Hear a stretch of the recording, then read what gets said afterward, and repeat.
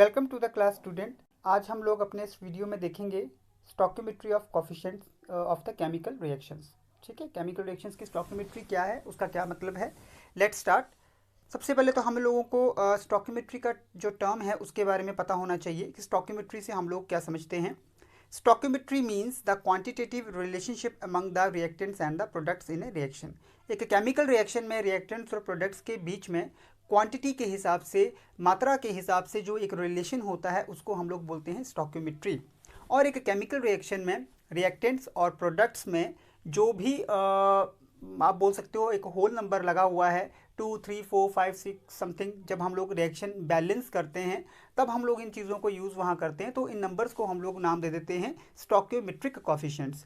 अब हम देखते हैं जो स्टोकियोमेट्री है वर्ड, ये डिराइव हुआ है एक ग्रीक वर्ड्स दो, एक स्टोकियोन जिसका मतलब होता है एलिमेंट और दूसरा है मेट्रॉन जिसका मतलब होता है मेज़र।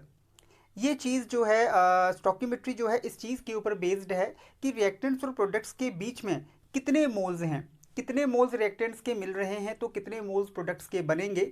इन दोनों के बीच में जो रिलेशन है उसको इस स्टोकियोमेट्री के टर्म्स में हम लोग एक्सप्लेन कर सकते हैं और उसी को स्टोकियोमेट्री कहा जाता है।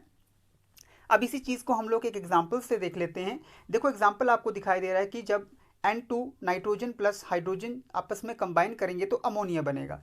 इस रिएक्शन को देख के आपको क्या पता लग रहा है? इस रिएक्शन को देख के हम लोगों को ये पता लग रहा है, सबसे पहले स्टोकियोमेट्रिक कोफिशिएंट्स देख लेते हैं। इस रिएक्शन में नाइट्रोजन का स्टोकियोमेट्रिक कोफिशिएंट जो है वो है 1, ठीक है, क्योंकि कुछ नहीं लगा है। हाइड्रोजन के साथ 3 लगा तो इसका स्टोकियोमेट्रिक कोफिशिएंट जो है वो है 3, और अमोनिया NH3 के साथ 2 लगा तो इसका मतलब इसका स्टोकियोमेट्रिक कोफिशिएंट है 2। अब हम बात करते हैं कि इस रिएक्शन को देख के हम लोगों को पता क्या चल रहा है, क्या इन्फॉर्मेशन मिल रही है।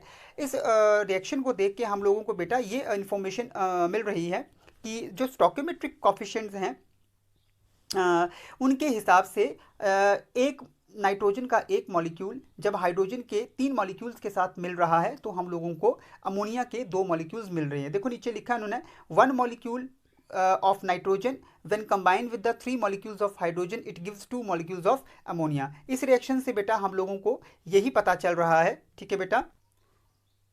अब हम स्टार्ट करते हैं कि what is a chemical equation. Chemical reaction की केमिकल इक्वेशन से हम लोग क्या समझते हैं। Let's start. केमिकल इक्वेशन जो है एक ऐसी स्टेटमेंट होती है केमिकल रिएक्शन की जिसमें हम लोगों ने एलिमेंट्स के प्रतीक लिखे होते हैं, सिंबल्स लिखे होते हैं, उनके फॉर्मूले लिखे होते हैं, ठीक है, जो कि उस रिएक्शन में है। तो एक डेफिनेशन देख लेते हैं। A brief representation of a chemical change in terms of symbols and formulae of the substance involved it. एक केमिकल रिएक्शन में कौन कौन सी चीज़ें आपस में मिल रही हैं और कौन कौन सी चीज़ें कहते बन रही हैं, उन सभी को हम लोग क्या है फॉर्मूले की टर्म्स में या प्रतीकों की फॉर्म में जब हम लोग रिप्रेजेंट करते हैं तो उसको हम लोग बोलते हैं केमिकल इक्वेशन या केमिकल रिएक्शन। एक रिएक्शन देख लेते हैं। Let's see this reaction. इस रिएक्शन में silver nitrate AgNO3, sodium chloride NaCl और ये आपस में मिल रहे हैं, ठीक है। तो जो चीज़ें आपस में कंबाइन करेंगी उसको हम लोग बोलते हैं रिएक्टेंट्स, हिंदी में आप उसको अभिकर्मक बोलते हैं।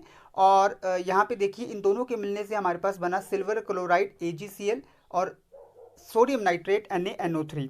यहाँ पे ये सिल्वर क्लोराइड और NaNO3 जो हैं ये बने हैं हमारे पास, इसको बोलते हैं हम लोग उत्पाद या प्रोडक्ट्स। तो एक केमिकल इक्वेशन में जो चीज़ें आपस में कंबाइन करेंगी उसको बोलेंगे रिएक्टेंट्स। रिएक्टेंट्स हमेशा जो हैं वो लेफ्ट साइड पे होते हैं और प्रोडक्ट्स हमेशा जो हैं वो राइट साइड के ऊपर होते हैं। और जब इन सभी देखो आप देख सकते हो कि इस रिएक्शन में सभी चीज़ों को हम लोगों ने फार्मूलोज के फॉर्म में लिखा है। अब हम सिंपल बोलते हैं सिल्वर नाइट्रेट को हम लोग AgNO3 लिख रहे हैं, उसका फॉर्मूला। सोडियम क्लोराइड बोलते हैं तो उसका फॉर्मूला है NaCl। सिल्वर क्लोराइड बोलते हैं तो उसका फॉर्मूला है AgCl। जब इस प्रकार से चीज़ों को रिप्रेजेंट किया जाता है तो उसको हम लोग बोलते हैं कि वो एक केमिकल इक्वेशन है। अब हम देखते हैं कि एक केमिकल इक्वेशन, आपको पता लग गया है कि केमिकल इक्वेशन की क्या क्या ज़रूरतें होती हैं, कि केमिकल इक्वेशन क्या क्या चीज़ पूरी करनी चाहिए। Let's start student. A chemical equation must fulfil the following conditions. एक केमिकल जो इक्वेशन है उसको ये आगे आने वाली जो कंडीशंस हैं ये हर हाल में पूरी करनी ही चाहिए, ठीक। सबसे पहले है it must be consistent with the experimental fact. जो इक्वेशन हम लोगों ने लिखी है उस इक्वेशन में जो जो इन्फॉर्मेशन आपको दिख रही है वो सारे के सारे इन्फॉर्मेशन जो है एक्सपेरिमेंट के साथ जो है वो टैली करनी चाहिए, ठीक है। मतलब कि एक chemical equation must represent a true chemical change, मतलब जो इक्वेशन हम लोग लिख रहे हैं वो रिएक्शन एक्चुअली में हुई होनी चाहिए, ठीक है। एक्सपेरिमेंटल अगर हम लोग उसको चेक करें।